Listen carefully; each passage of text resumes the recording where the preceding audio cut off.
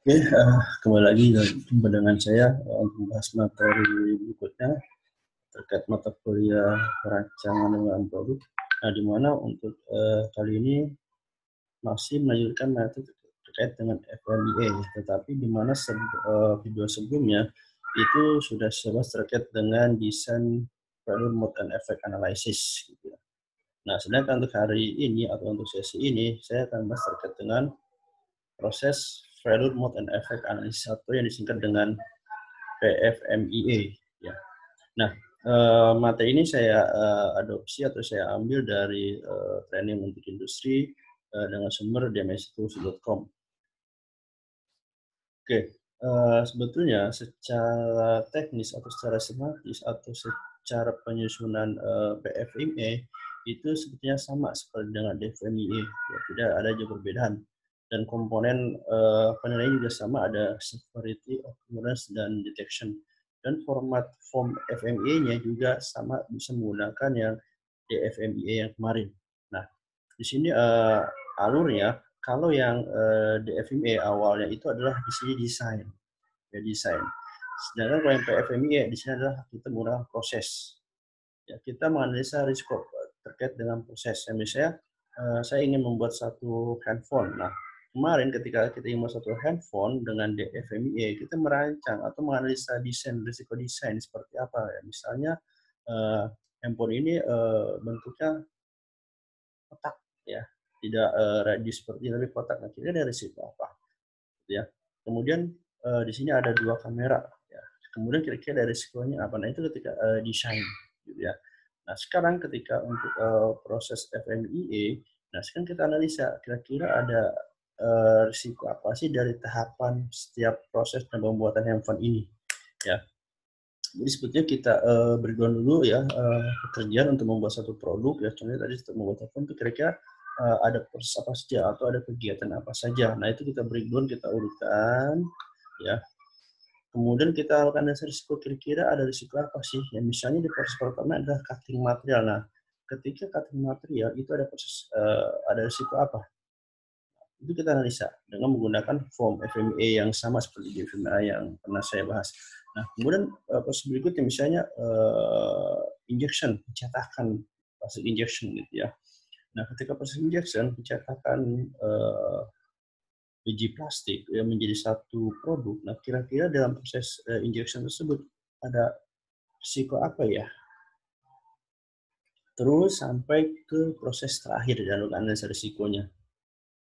Nah, kemudian setelah proses analisa risiko sudah selesai, kita masuk ke dalam file. Nah, kira-kira kegagalannya apa yang mau ada kegagalan dari setiap proses tersebut? Ya, misalnya tadi dari cutting material. Nah, kira-kira kegagalannya apa berdasarkan dari risiko tersebut dan dampaknya, gitu ya. Bagaimana, how could the process fail? Bagaimana sih proses bisa gagal dari proses tersebut? Itu jelaskan ya berdasarkan dari risiko ini. Nah, kemudian setelah ini diselesaikan dari setiap tahapan, nah kemudian efeknya, dampaknya apa sih? Kan kegagalan tersebut, ya, dampaknya apa terhadap proses atau terhadap produk tersebut? Dampaknya apa? Gitu ya. Nah, ini adalah tahapan ya, tahapan dalam melakukan analisa FMEA ya, sebenarnya sama seperti FMEA ya, hanya membedakan di awalnya saya ini ada proses, kemudian ada desain. Nah, kemudian setelah kita melakukan analisa risiko ya, ada risiko, ada kegagalannya yang bisa terjadi, kemudian dampaknya seperti apa, kita berikan nilai, kita kalkulasi risikonya sama seperti di FMEA ya. Di situ ada nanti risiko itu ada low, medium, high, ya, di mana low, medium, high ini ada sebagai nilai RPN ya, risk priority number, di mana RPN itu formula masih sama seperti di FMEA, yaitu severity dikali occurrence dikali detection. Ya, nanti apakah dia risknya low, medium, atau high. Nah, ketika kita melakukan penilaian risiko ya, treatment ya, treatment plan itu ya mungkin bisa kita terima risiko tersebut, ya kita sharing risiko tersebut, ya kita hilangkan risiko tersebut, ya, banyak sekali caranya.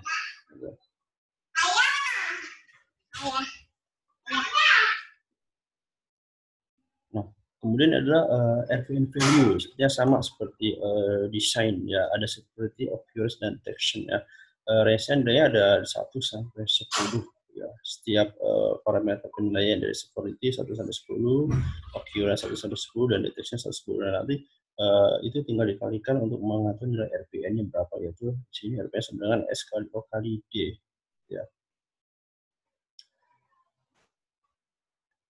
Nah, di sini rankingnya severity, occurrence, dan detection untuk nilai 1 sampai 10, ya. Kalau tingkat keparahannya tidak ada keparahan, ya nilainya 1. Kalau keparahannya sangat kecil, ya nilai 2 sampai nilai 10 sangat berbahaya, ya, tanpa peringatan terlebih dahulu atau langsung bermasalah. Ya, sedangkan occurrence-nya, kemungkinan terjadinya frekuensi atau likelihood-nya, ya ini bisa kurang ya lebih dari 0,1/1, gitu ya. 1 sampai 1, ya. 0,1 sampai 1, ya. Ini 0,01 sampai 1, 0,1 sampai 1, 0,5 sampai 1, ini sampai 1, 2 sampai, ya, dan seterusnya. Ya, ini sesuai dengan nilainya. Ya, bisa kejadiannya, oh ini lebih dari 100 kejadian dari 1000. Oh ini 0,1 kejadian dari 1. Ini 1 dari 1000, ya. Oh ini lebih dari 100, ini dari 9, sering terjadi 50, dari 9. Nah, kemudian detection, dari sini ada certain, almost, high, moderate, high, moderate, moderate, high, sampai absolute impossible, ya. Paling tinggi 10. Nah, ini sebenarnya sama, ya, untuk ranking nilainya dengan di FMEA. Tinggal dipilih mana yang sesuai terhadap proses yang akan kita analisa terkait dengan severity, occurrence, dan detection-nya. Ini contoh high RPN example, proses step di sini, ya. Tahapan proses terkait dengan screw the ground wire to the chassis, ya. Jadi sini kita akan chassis, ya, chassis akan di screw, ya, dibaut di sini, ya, untuk memberikan ground terkait dengan kelistrikan, grounding, ya, di sini. Nah, kemudian potensial kegagalannya apa? Di sini screw tidak mengincang secara kuat, ya, di sini, jadi tidak kuat. Ya. Kemudian dampaknya apa? Shock, berbahaya. Jadi bisa terjadi groundingnya tidak berjalan dengan baik, sehingga kelistrikan, yaitu bisa terjadi suatu waktu di sini. Ya. Nah, kemudian kita berikan nilai severity-nya 10 karena ini bahaya, ya, karena ketika mobil dijalankan, ketika groundingnya tidak baik, ya, tidak bagus posisinya, dia mungkin bisa mengaliri listrik dan bisa meledaknya kan tanpa peringatan, ya. Kemudian kemungkinan terjadinya occurrence, ya, ini 10 manual operation, ya. Kemungkinan bisa 10 jadi 7, ya, nilai 7 karena bisa mungkin 10 kali bisa terjadi karena manual operation terkait dengan pengencangan screw ini, gitu ya. Masih manual, ya, pakai torsi manual, tidak menggunakan mesin, gitu misalnya. Nah, kemudian deteksinya gimana? 6, rendah karena random, diacak, ya, audit dari beberapa produk, dia ambil sampel. Jadi deteksinya sangat rendah, 6. Nah, kemudian kita kalikan antara RPN 10 kali 7, 10 kali 7 kali 6, harusnya di sini 70 kali 6, 420 harusnya sini, ya. Ini salah satu hitungan. Nanti kita lihat apakah dia high risk, gitu ya. Nah, contohnya sekali lagi ada RPN, contoh perhitungan RPN, ya. Pertama proses stepnya kira-kira apa? Di sini ada screw the ground wire to chassis, kemudian kegagalannya screw itu tidak mengikat secara kencang dengan torsi, yang menggunakan torsi, kemudian dampaknya bisa adanya shock, bahaya shock listrik, ya, listrik kejut. Nah, pada ada bahaya listrik tanpa ada peringatan dulu, ya, bisa nilai sangat tinggi sekali, 10. Kemudian kejadiannya bisa jadi 10 kali, karena manual operation pengencangan screw-nya, ya, 7. Deteksinya 6, rendah karena pengecekannya sampel, ya, tidak 100% cek. Jadi kemampuan deteksinya bahwa itu akan gagal itu sangat kecil sekali, nilainya 6. rendah. Dikalikan severity of the detection jadi high risk.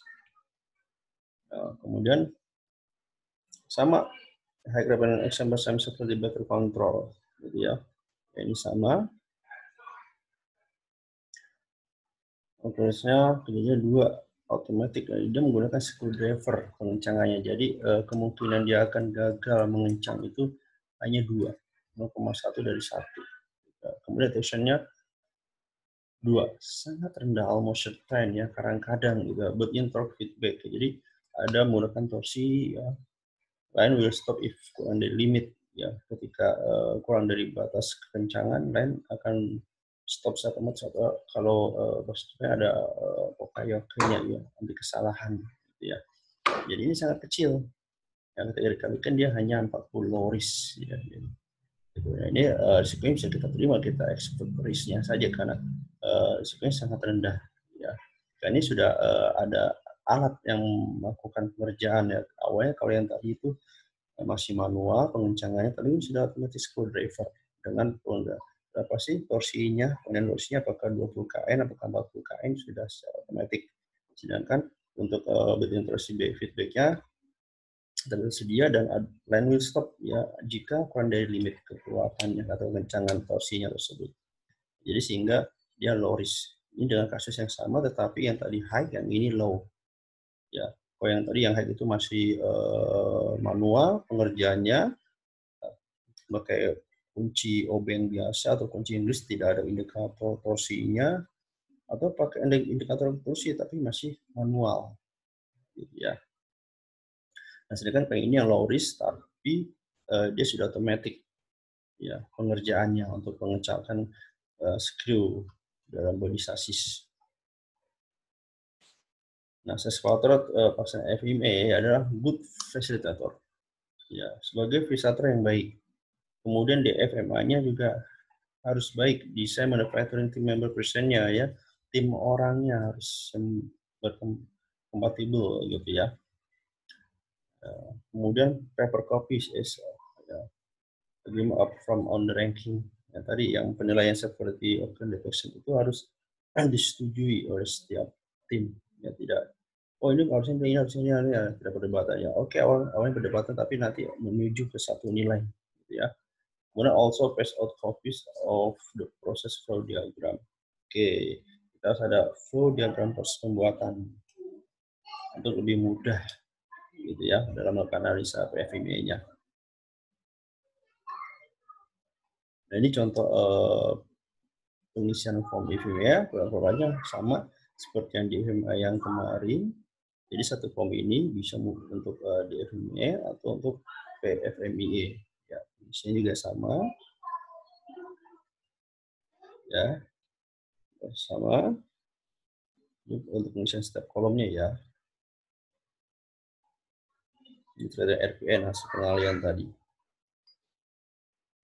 Nah, ini untuk action result-nya. Untuk berikutnya setelah dilakukan tindakan pengendalian, misalnya setelah implemented apakah RPN-nya tadi masih besar atau sudah turun RPN-nya ya. Jadi tetap kita melakukan monitoring ya. Jadi ada residual risk ya, ada risiko sisa ketika sudah melakukan risk treatment atau action taken ya.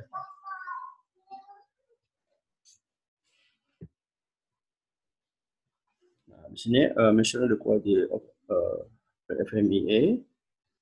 Ya, yang pertama, the team has done something about the high RPNs countermeasure and update RPN values are documented. Jadi nilai RPNs itu harus didokumentasikan dan diupdate.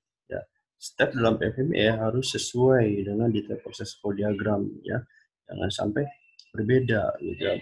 Di flow diagramnya itu ada 10 tapi di FMEA-nya ada 8 kurang ya, atau sebaliknya ya. Kemudian control and access the mirror to process control reference in the PFMA ya, melakukan pengendalian rencana ya. Kemudian kita lihat proses pengendaliannya mengacu terhadap PFMA. Jadi kita punya PFMA, di situ ada action taken-nya, kita kendalikan, sesuaikan. Ya, kita lihat ya, apa yang dilakukan, apakah sesuai tidak dengan PFMA yang action taken di dalam PFMA ya, jangan sampai berbeda gitu ya. Oke, ini bisa untuk mengukur kualitas apakah PFME ini bisa bekerja dengan baik, gitu ya. Jadi ada 3, saya ulangi lagi. Nah, tim harus done something ya, sudah harus selesai melakukan sesuatu terkait dengan RPN yang tinggi ya, ada countermeasure-nya dan ada update RPN values yang harus didokumentasikan. Kemudian tahapan pada FMEA harus sesuai dengan tahapan dalam flow diagram. Yang terakhir ya, harus dikendalikan apa yang dilakukan harus sesuai dengan yang telah direncanakan di dalam PFMEA. Oke. Selesai, itu saja penjelasan singkat terkait dengan PFMEA. Ya, mudah-mudahan bisa dipahami oleh semuanya.